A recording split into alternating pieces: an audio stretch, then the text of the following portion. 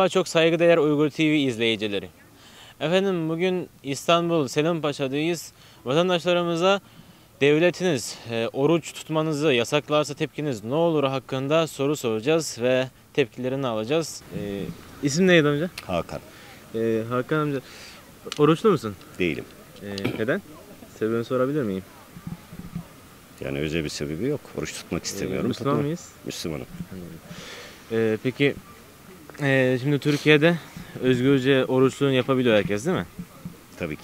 Peki devlet olarak oruç tutmayı yasaklarsa tepkin ne olur abi? Negatif, olumsuz tepki veririm. Her insanın ibadet özgürlüğü olmalı.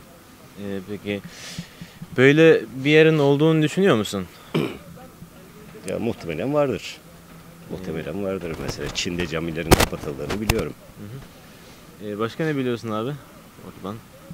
Yani çok şey bilmiyorum ama dinini özgürce yaşayamayan insanların olduğunu biliyorum dünyada.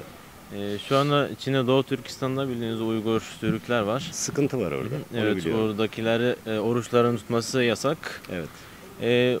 Ne düşünüyorsun abi? Bir hislerin var mı? Zalimlik, Paylaşabileceğin. zalimlik. Kesinlikle zalimlik. Yani insan onuruna ters düşen bir durum. İnsanların kendi dilini konuşma özgürlüğü olmalı. İnandıkları dinde ibadet yapma özgürlüğü olmalı. Söyleyecek bir şey yok. Tamam, çok Kesinlikle teşekkür olmalı. ederim. Rica ederim. Selamünaleyküm, nasılsın? İyiyim, sağ olun. Siz nasılsınız? Çok şükür, elhamdülillah. Oruçlu muyuz? Evet, oruçluyuz. Allah kabul etsin. Amin hepimizin. Abi şimdi Türkiye'de özgürce oruçlarını tutabiliyorsun değil mi abi? Tutuyorum Sağolunu çok şükür. yapıyorsun. Evet, evet. Peki devlet olarak bunu yasaklarsa oruç tutmanı tepkin ne olur? Yani tepkim yani kızardık tabii ki de ülkeci olarak yani karşı çıkardık. Böyle bir şey olmasına izin vermezdik. Peki böyle bir devlet biliyor musun oruç yasak olan? Bilmiyorum. Çin'de yasak abi.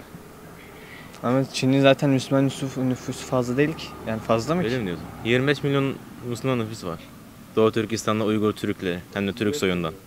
O bayağı fazlaymış ya. Haberin yok muydu Doğu Türkistan'dan? Ya haberim var Sizin da. ana toprağınız Doğu Türkistan, biz de Evet. soydaşız, dindaşız değil mi? Orası doğru da. Peki ne düşünüyorsun? Oradaki Müslüman Türklere oruç yasakladılar. Oruç tutması yasak. İşte sahur saatleri işe açık kalan evlere geliyorlar, ceza veriyorlar. Sabahları sırf oruç tutmasın diye domuz eti yediriyorlar, içki içtiriyorlar. Ne düşünüyorsun abi hislerin? Yani bence bunu ülkeci olarak bir tepki gösterirsek böyle bir şeyden vazgeçebilirler. Ülkeci olarak Yani birkaç kişiyle olacak bir şey değildir bu. evet. Hislerin neler bunu duyduktan sonra? Ne istiyorsun? Yani Müslümanların fazla değer verilmediğini fark ettim. Ayrıca kötü yapmışlar ya. Hislerim kötü şu an, şaşırdım. İkramlarımız aracıyla seslenmek istediğin şey var mı? İşte devletlere. Yani şu an tek başıma bir şey yapabileceğimi pek düşünmüyorum da yani böyle bir şey ülkeci olarak yardım bir şey yapabiliriz. Ya çok teşekkür ederim ilgin için. Eyvallah. Düşündüğümüze göre arkadaşım dediği doğru, hani tek bir kişiyle, ama işte bir kişi çoğaldığı zaman hani bunun karşısına çıkabiliriz. Hani devlet olarak direkt hani şey yapabiliriz. Uyarı dediğim de şey olarak, hani oruç tutmasını yasaklamaması için ya da onların da zaten oruç tuttuğunu hani devletin bilmesi, hani o da olmayabilir. Hani tutsa bile farkında olmadan hani alttan tutabilirler. Ama bunun gene de yasak olması bence çok yanlış bir şey. Devlet olarak bu büyük bir hata yani. Çok teşekkür ederim. İsim neydi? Görkem. Çok teşekkür ederim. Sağ ol ilgin için.